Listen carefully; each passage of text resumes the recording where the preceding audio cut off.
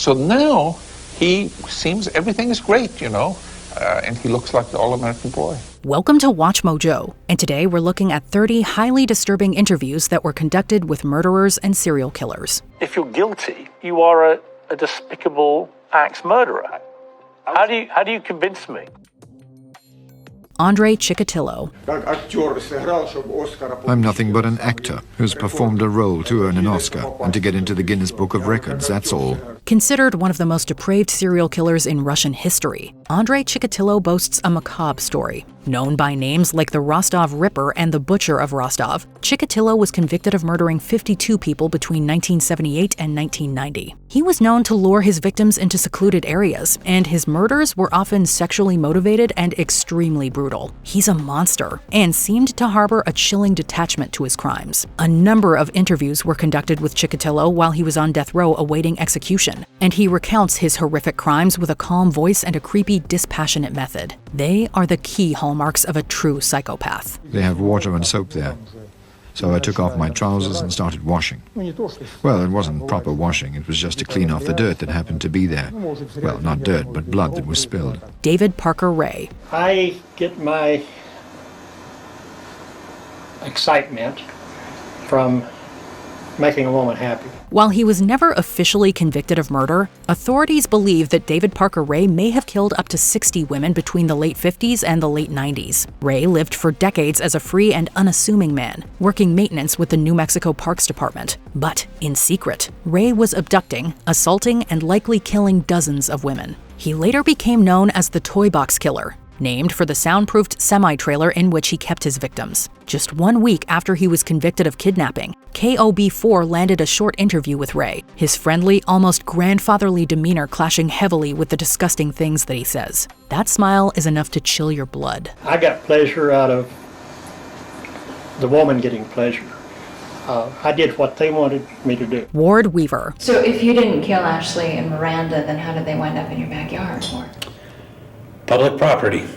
Who knows? Back in 2003, Portland's K2 was granted an interview with Ward Weaver. Weaver followed in the depraved footsteps of his father, who was convicted of a double murder back in 1984. In January 2002, Weaver kidnapped Ashley Pond as she was walking to her school bus stop. 2 months later, Pond's classmate Miranda Gaddis also disappeared. The remains of both girls were found on Weaver's property the following August, resulting in a life sentence. During the interview with K2, Weaver is constantly spitting out lies, maintaining his innocence throughout, and even callously laughing as if he didn't have a care in the world. He even seems to show disdain towards his victims, a bizarre trait which many viewers have noticed, much to their annoyance. To Miranda, or actually to Michelle and her family, yeah, I'm sorry, but this, everybody's barking up the wrong tree on me. Kenneth Bianchi. I plea bargained to primarily and basically and pretty much solely escape the death penalty. The death penalty was very much a reality. The Hillside Strangler terrorized the Los Angeles area between October 1977 and February 1978, killing 10 people and often leaving their bodies in public. Following an investigation, it was discovered that the Hillside Strangler was actually 2 people, cousins Angelo Buono Jr. and Kenneth Bianchi. Aside from the 10 Hillside Strangler victims, Bianchi also murdered at least 2 more people by himself in the state of Washington. Bianchi later became one of the subjects of the documentary Death Diploma, and what's most scary is just how normal he appears. He doesn't look frightening. He is friendly and well-spoken, and he constantly denies his many atrocious crimes. This is the work of a master manipulator. I feel that the motivation may have been, for whoever committed these crimes, may have been simply to remove evidence. Bernard Giles. Were you aware that there was now a hunt for what police began to realize was a serial killer? Not really until, I had known that they had found a body. In 2018 and 2019, Piers Morgan sat down with a number of serial killers, delving into their crimes, motives, and psychologies. The creepiest interview was with Bernard Giles, a man who murdered 4 teenage girls and 1 woman throughout 1973. Giles would pick up his young victims as they were hitchhiking, murder them, and ditch their bodies in the wooded areas around Brevard County, Florida. He was finally caught when 2 potential victims escaped and called the police, and he was given life in prison. Unlike the others so far, Giles's interview is surprisingly candid and open. with the killer outwardly admitting his crimes and recounting them in extensive, albeit highly disturbing detail. We don't know what's creepier, the lying and manipulation or the truth. What was your criteria for a victim? Access. To any woman? Yes, sir. Did it matter how old they were or what they looked like? Or? Generally speaking, no. Arthur Shawcross. More or less after they just relax. The body relax, doesn't fight no more. It only takes about 4 minutes, probably. Known as the Genesee River Killer, Arthur Shawcross killed 2 people in Watertown, New York in 1972. But under the terms of a controversial plea bargain, he only served 14 years in prison. He was considered no longer dangerous and released in 1987. Unfortunately, Shawcross almost immediately began killing again, and throughout 88 and 89, he murdered at least 11 more victims. He served his life sentence in New York's Sullivan Correctional Facility, which is where this interview was conducted. Shawcross looks like a lovable grandfather, but his appearance betrays his nightmarish speech, in which he recounts his crimes in a clinical manner, without a single ounce of passion or remorse. He appears normal, but there is nothing behind those eyes. Do you have any comprehension of the suffering that you've brought the families of the people that you've killed? I don't have any remorse, for some reason. Gary Hilton. At what point did you spot the 2 octogenarians? When they got out of their car at the trailhead. In the parking lot? Yeah. It was just a little parking lot. And why them? Were there no lone girls out there that day to pick on? Court TV has a great series on YouTube called Interview with a Killer, in which a journalist sits down with various murderers and, well, interviews them. In one notable episode, David Scott sits down with Gary Hilton, one of the oldest serial killers in America. Hilton murdered at least 4 people between 2007 and 2008, when he was in his early 60s. Hilton comes across as annoyingly boastful, showing a huge degree of pride and amusement in his murders. It's truly sickening watching his eyes glint every time he recounts taking a life. However, Scott proves a commendable interviewer and often pushes back on Hilton's warped stories, resulting in a fantastic and highly entertaining game of mental cat and mouse. And she just proceeded to grab the dog and took that out of my hand. So now you're getting your ass kicked by a girl in the woods? No. Sounds like it. Not at all. Christopher Porco. Right, it's a personal thing by somebody who hated your parents so much they wanted to obliterate them. I agree. I'm not sure about hate. I don't know.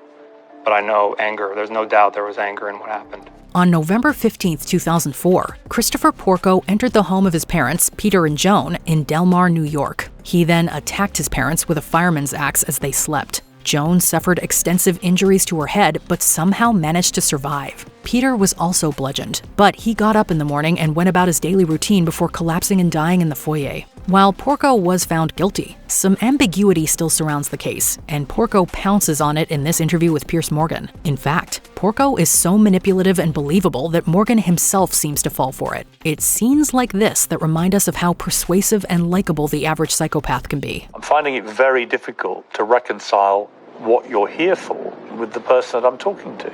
Are you a mad axe killer? No, I had nothing to do with this. Ian Huntley. How do we know they were here at 6:15? Well, we have an eyewitness. Ian Huntley here is a familiar figure. Evening, Ian. On October 4th, 2002, 2 school children, Holly Wells and Jessica Chapman, disappeared from Soham, Cambridgeshire. An extensive search effort was undertaken to find the missing girls, and news crews came out to Soham to interview locals and follow the search. Jeremy Thompson of Sky News found the school caretaker Ian Huntley. Huntley reports that the girls walked by his house and that they briefly shared words about his girlfriend Maxine Carr, who was the girls' teaching assistant. On August 17th, their bodies were found in a ditch in nearby Suffolk. Following an investigation, it was discovered that the perpetrator was Ian Huntley, who lured the girls into his house, the same house he's standing in front of throughout the interview. They just came across and asked how Miss Carr was, as she used to teach them at St Andrews. I just said she weren't very good, as she hadn't got the job. And they just said, please tell her that we're very sorry. And off they walked in the direction of the library over there. Mark David Chapman. I was standing there with the gun in my pocket. Knew you were going to shoot him?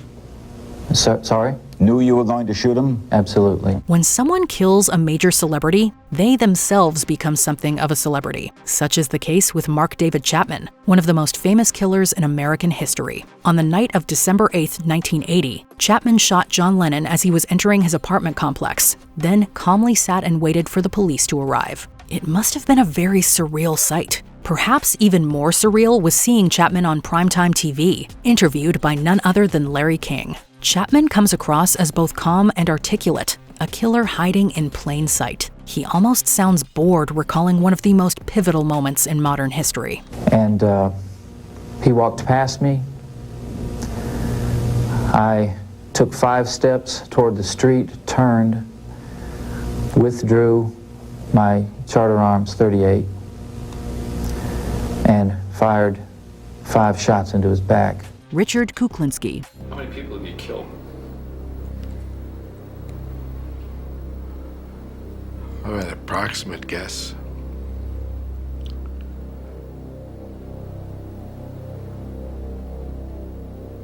Approximate, we'll go with more than 100. Richard Kuklinsky, aka the Iceman, has been the subject of multiple documentaries over the years, and even a feature film. The validity of his claims has been questioned, specifically the large number of contract killings in which Kuklinsky had reportedly taken part. Are there any murders that you committed that haunt you, that you just sort of, you feel and you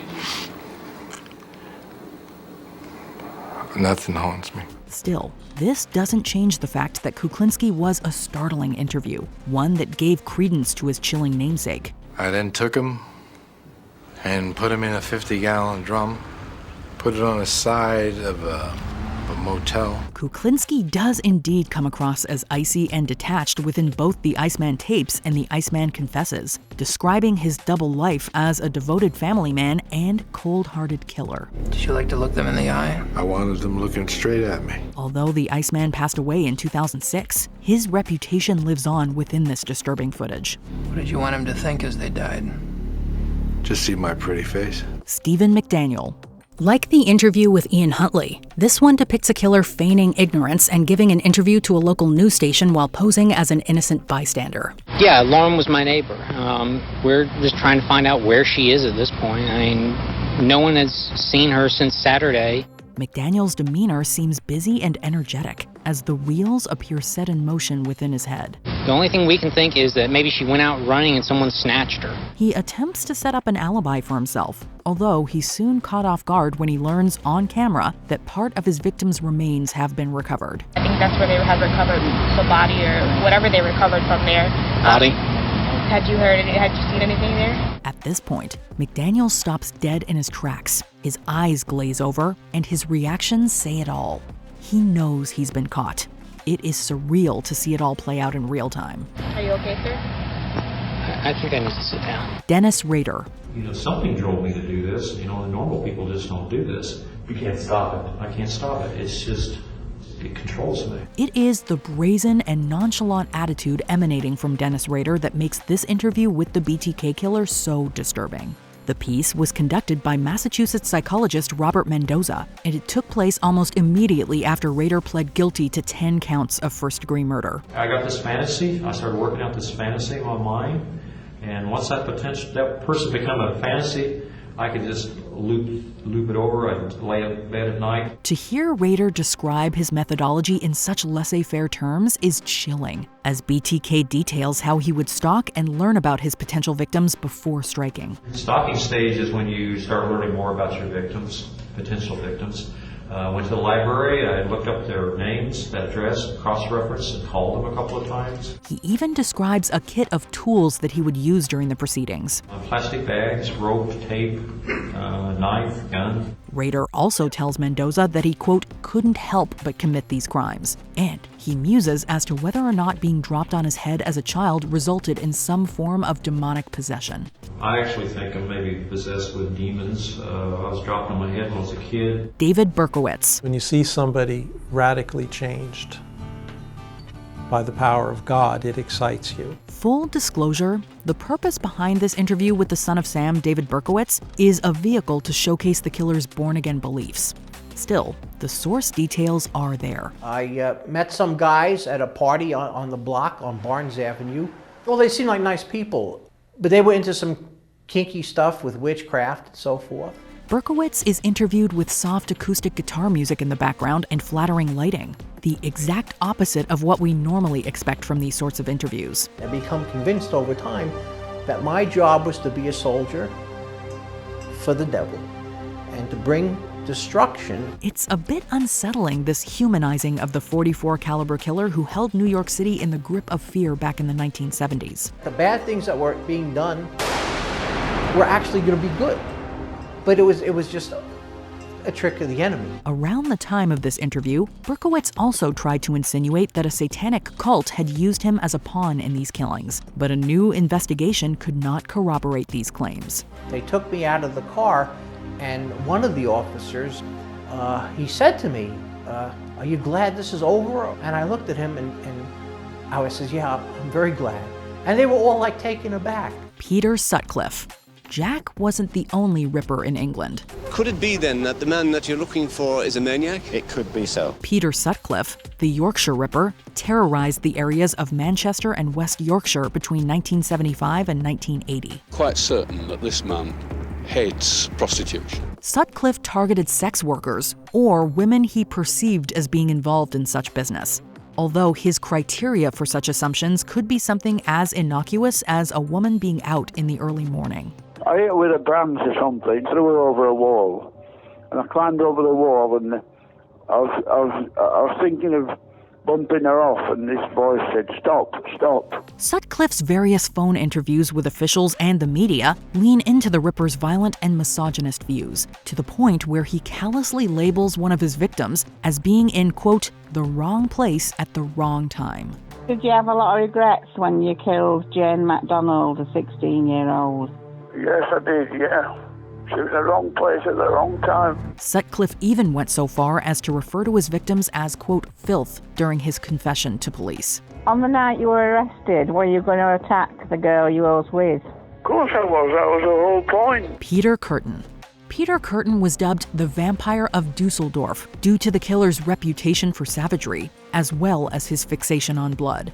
Although this interview report dates all the way back to Kurten's execution on July 1st, 1931, and has admittedly fallen into the realm of nebulous urban legend, the legacy is no less chilling.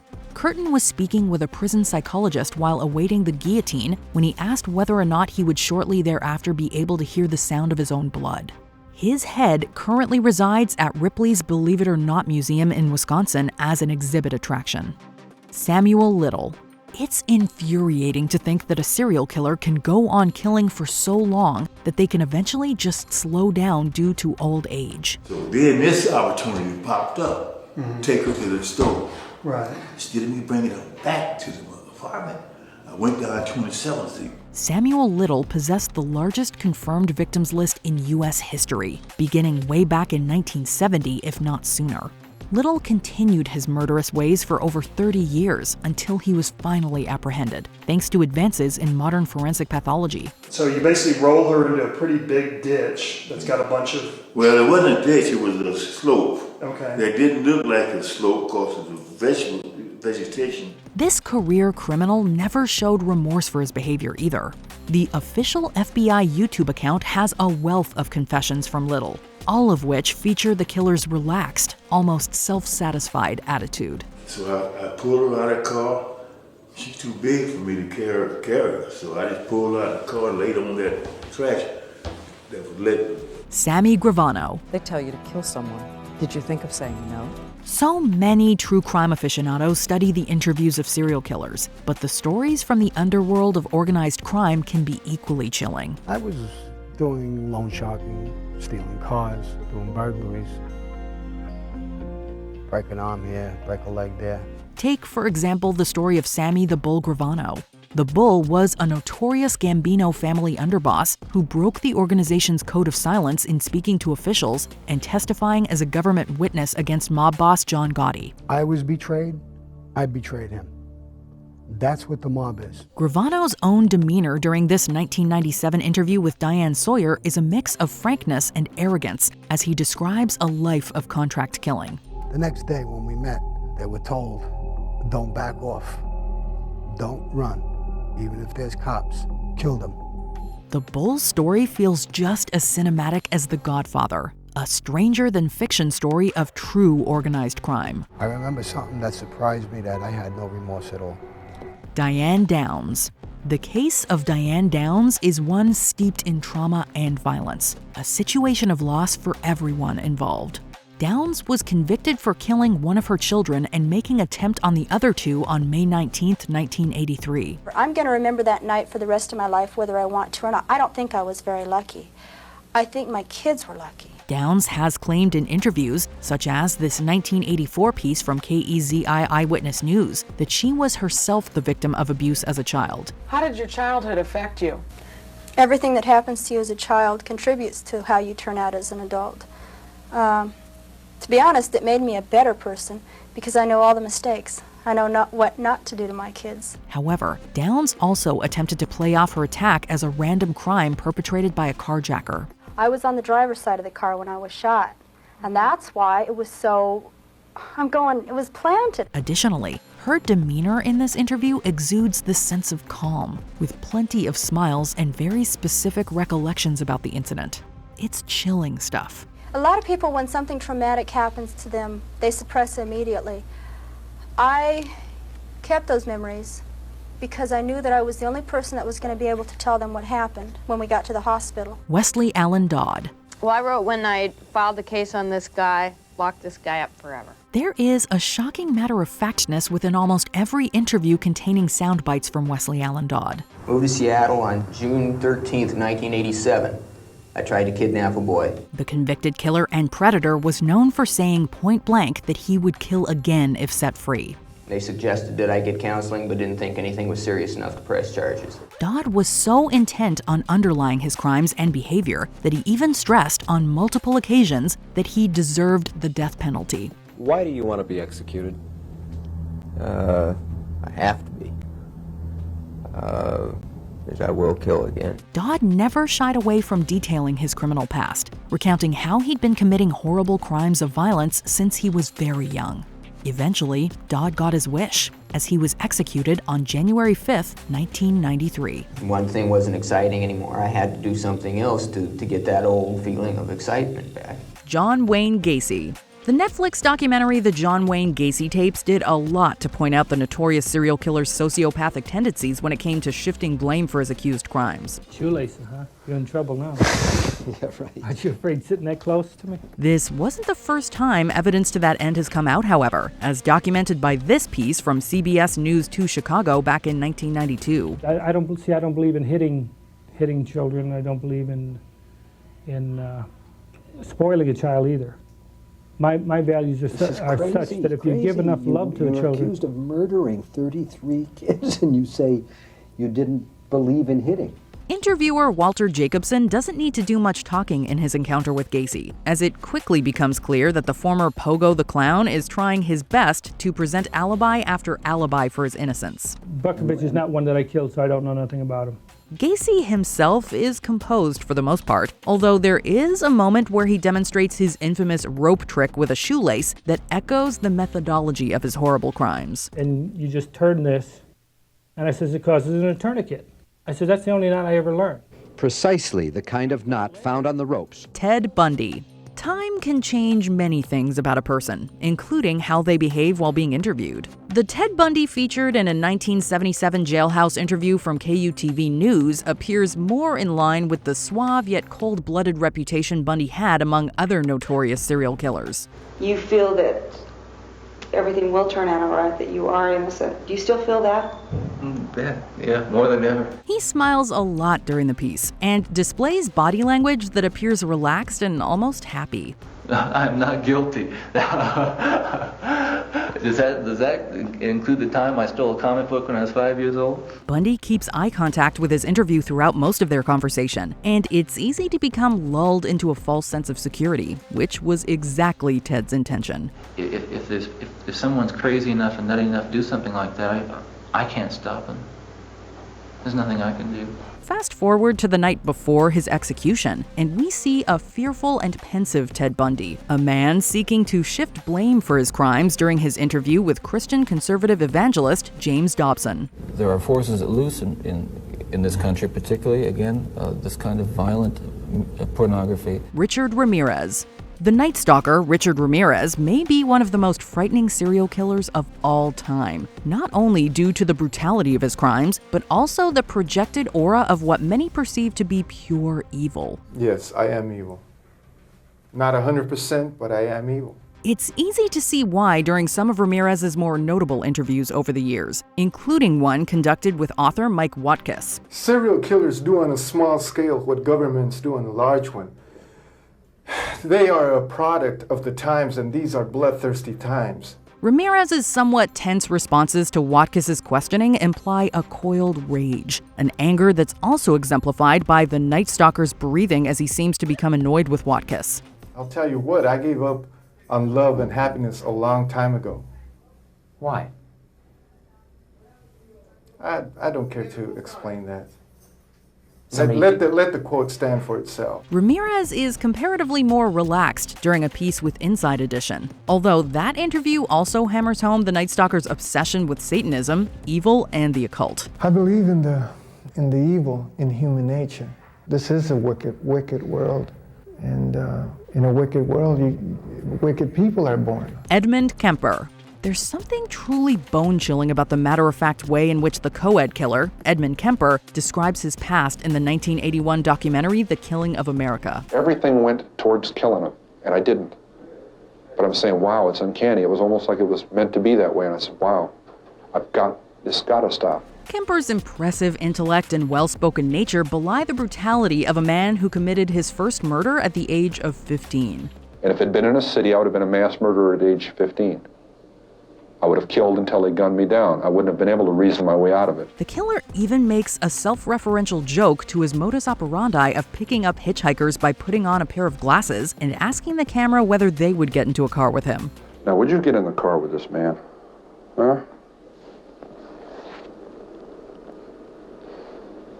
Kemper's mental state comes across as perpetually active, like a bubbling pot of water about to boil over, while the documentary's exploitative narration pushes the creep factor of this one over the top. I am an American, and I killed Americans. I am a human being, and I killed human beings. And I did it in my society. Jeffrey Dahmer.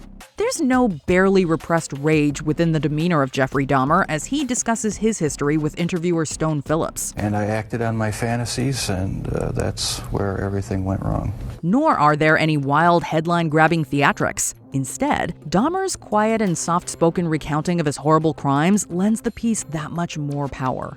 The only motive that there ever was to completely control a person that I found physically attractive. There's the power of shock as he discusses the failed attempts at creating, quote, living zombies with the remains of his victims. The killing wasn't the objective. I just wanted to have the person under my complete control. There's also the power of how Dahmer's moments of shocking violence are undercut by the killer's regret for the decisions he made, and the futility of what seemed to be a date with infamy and destiny.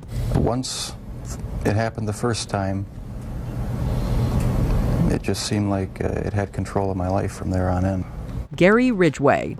Gary Ridgway, aka the Green River Killer, was one of the most prolific of all American serial murderers. So I whipped out my ID, and with my ID would be I'd put my finger over my driver's license to hide my name. Ridgway was also perhaps one of the most unrepentant, a sentiment that's placed front and center during any of his interviews. A picture of my son. They would know I was probably a normal person. Take, for example, one he did with FBI psychopathy profiler Mary Ellen O'Toole, where he very calmly describes how he would gain the trust of his victims. The only thing that would be better than that would be to have your son in the car with you. That would be an incredible ruse. That happened once. O'Toole manages to get Ridgway talking in depth about his past, his upbringing, and the dozens of victims attributed to the Green River Killer's rampage. Charles Manson. There has been a wealth of interview footage of Charles Manson released over the years, much of which can be used as evidence for the man's often unhinged persona. Do you feel blame? Are you mad? Do you feel like And there's a lot of that here from this 1987 interview with Today correspondent Heidi Schulman. I wouldn't do anything that I felt guilty about. You don't feel guilty at all? There's no need to feel guilty. I haven't done anything I'm ashamed of. However, there's also this intent to shatter the myth of Manson as a leader, and this is aided by the visual of Manson's scattershot presence during the interview. Maybe I should have killed 400 or 500 people, then I would have felt better. Then when I felt like I really offered society something. Although the occasionally violent outbursts by Manson have been well documented in this piece, it's the more soft-spoken sound bites that reveal more about the man's own admitted failures and shortcomings. My awareness and my consciousness is not the same as somebody that goes to school and has a mom and dad. See, not having parents have left me in another dimension, so to say. Otis Toole. I like to say a whole city burned down. This interview with Otis Toole is the stuff of nightmares. There are a lot of reasons for this too, not the least of which is Toole's explosive bursts of laughter and absolutely chilling smile. What do you prefer in life? Sex or fire? Well, I like both. Additionally, there's the explicit nature of how Toole describes his past crimes, and how he and former associate and fellow killer Henry Lee Lucas seemed to easily disassociate the value of human life. It's just like butchering a hog to save a cow. Ain't no difference. The grainy and blown-out AV quality of this interview footage only seems to add to the feeling of grime and filth left over by Toole's gleeful accounts and delivery. Ain't nothing to it. Just like drinking a cup of coffee, smoking cigarette. Once you get into the habit, you do it more and more. Issei Sagawa. で、たまたまそれが肉屋さんの旦那さんと奥さんで、太って愉快な、ご主人でしたけど、動物の解体の仕方とか肉の切り方とか詳しく教えてくれました。It's not often that a known cannibal is allowed to walk the streets, but that was the case with Issei Sagawa. でも彼のおかげで、ロンダにエッチな気持ちっていうか、セックス、もちろんSagawa's history of murder is detailed in the documentary, while Issei himself describes the premeditated shooting of his classmate while living and studying in France. で、読んで彼女読んだけどどうしてもやっぱり普通に話してる時はニコニコして話してて。Sagawa's obsessions are also detailed in the piece, as well as the legal loopholes that allowed the killer to escape prison time for his actions. Sagawa's quiet and fragile demeanor undercuts his words, all spoken in equally hushed and inoffensive tones. It is a frankly horrifying and unbelievable story. 男じゃなくて綺麗な女性に殺されたい。もちろんそれはファンタジーです。Before we continue, be sure to subscribe to our channel and ring the bell to get notified about our latest videos. You have the option to be notified for occasional videos or all of them. If you're on your phone, make sure you go into your settings and switch on notifications. Aileen Wuornos. This interview with Aileen Wuornos on the eve of her execution is disturbing for a number of reasons. I'm okay. God is going to be there. Jesus Christ is going to be there. All the angels and everything. For starters, there are the crimes for which Wuornos was convicted, but there are also the stories Aileen tells about her treatment in prison. They had the intercom on in the room, and they kept lying that it wasn't on, and they were using sonic pressure on my head since 1997. Her accusations of sonic torment and food tampering speak to her paranoia and mental state during this time. And then one day I didn't wash my food off, and I was sick for 3 weeks, almost died. A state that gradually reaches a fever pitch during the interview. Yeah, thanks a lot. I lost my life because of it. Couldn't even get a fair trial. Wuornos' face as she directly addresses the camera is chilling, and the audience can only stare back into her eyes as the condemned killer accuses society of, quote, railroading and, quote, sabotage. 2019, a rock's supposed to hit you anyhow. You're all gonna get nuked. Which of these creeped you out the most? Let us know in the comments below. And I don't mean to be so clinical about this, but I've told it a number of times. I hope you understand.